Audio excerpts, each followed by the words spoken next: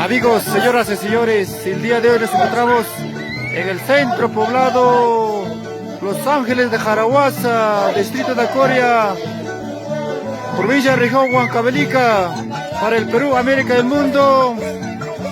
Como amigo de servidor de usted, César Quispe, difundiendo la cultura viva de nuestros pueblos andinos.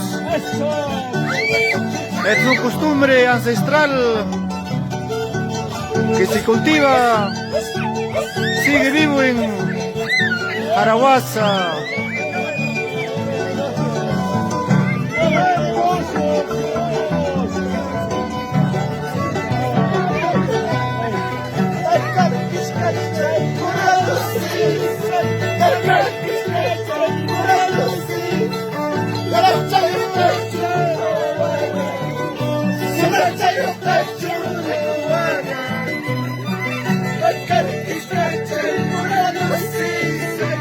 Ahí vamos, Ángel Yauri.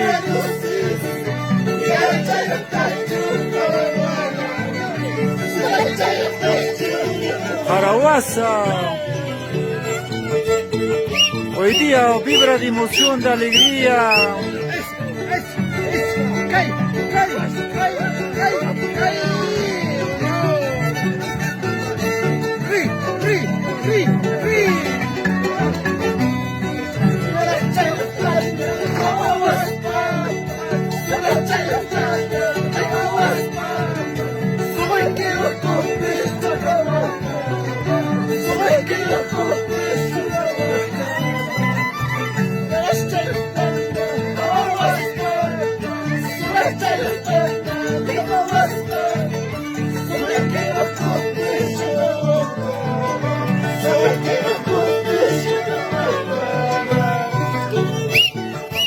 Kainam kaylaqtan chiki.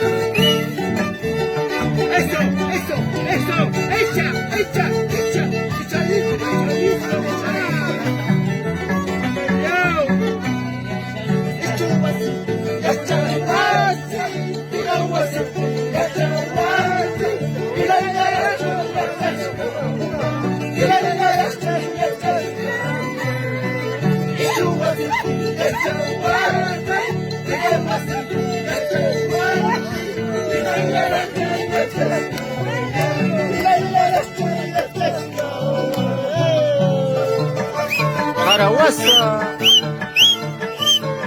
al estilo arpa de violín. ¡Eso!